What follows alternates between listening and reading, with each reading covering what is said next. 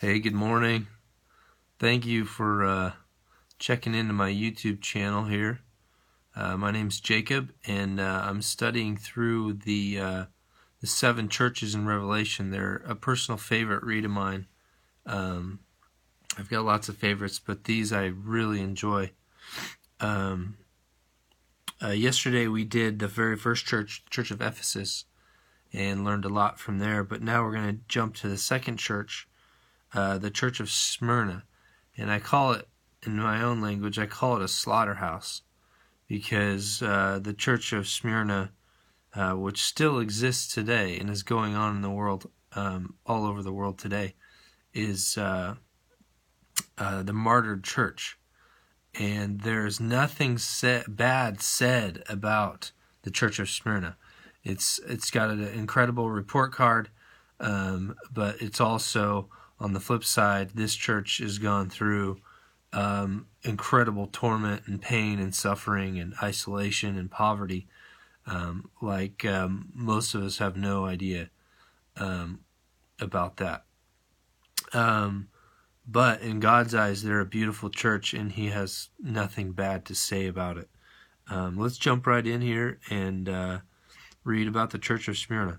It's a real short report card, scorecard on this church, but it's very powerful, and it's kind of one you almost want to slow down and read and just kind of soak in what's really going on in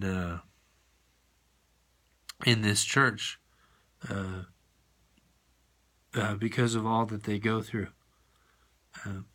It's not to be taken lightly. So it's Revelation chapter 2, verse 8. It says, And to the angel of the church of Smyrna write, These things says the first and the last. Well, that's pretty comforting, especially if you're going through suffering. You know that Jesus started everything, and He's going to finish everything. Who was dead and came to life. It's a very awesome first verse, because it just reminds this church what Jesus went through really quickly. He went through the death that a lot of them go through, and He came to life just like they will come to life after the death that they go through. Verse 9, it says, I know your works, tribulation and poverty, but you are rich. It's a complete opposite. Some of the richest people in the whole world are poor, and God meant it to be that way. It's really, it's backwards, and He's just reminding them of that. So it's also giving them a picture of what the future is going to look like for them. They're going to be very rich in God's kingdom, in His presence, and the things of God. Going on, it says in verse 9, And I know the blasphemy of those who say they are Jews and are not, but they are a synagogue of Satan. Do not fear any of those things which you are about to suffer. Indeed, the devil is about to throw some of you into prison, that you may be tested, and you will have tribulation 10 days. The faithful until death, I will give you the crown of life. Be faithful until death, and I will give you the crown of life. This clearly isn't a crown that Jesus just throws around. This is a great high calling and high honor. He who has an ear, let him hear what the Spirit says to the churches. He who overcomes shall not be hurt by the second death. Another statement here referring that the death that they go through is not the finality.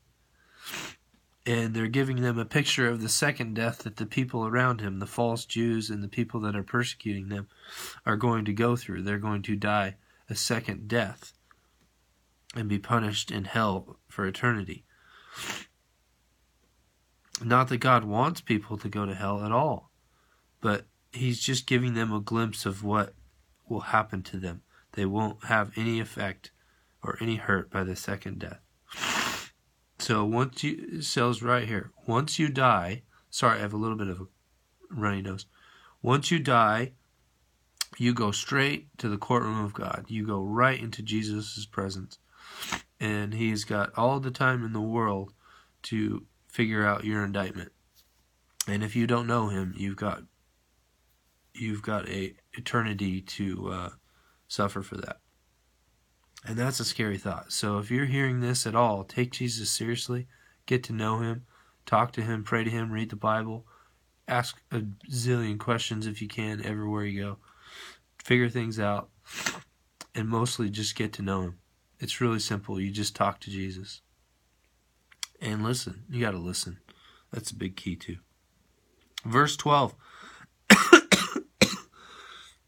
And to the angel of the church in... Oh, that's the next church. I don't have chapter breaks in my Bible, and I like it that way. But sometimes I go a little far. But you see how short this chapter is. A couple quick notes on Smyrna. It's one of two churches that is still active today. In Turkey, you got Philadelphia and you got Smyrna. But I read somewhere that when you visit there, you won't find the church, the real Smyrna church, because they're persecuted in Turkey all over the place. And so they're very underground, they're very hidden. And it's funny, is the most treasured possession of God's people are having to live in the scum of the earth and poor and destitute and underground, and they can't lift their head up or they get probably killed or murdered or something like that. So it's still alive. Smyrna means suffering, and and Smyrna represents the martyred church. And that's going on. It's still active to this day. But you have to pause when you think of Smyrna. You have to pause and you have to think of the suffering Jesus went through. You have to pause and think of the suffering that Christians are going through this very day, the lifestyles that they have to live. It's very sobering. So this is a glimpse into the Church of Smyrna. I encourage you to keep reading more into it and discovering it for yourself.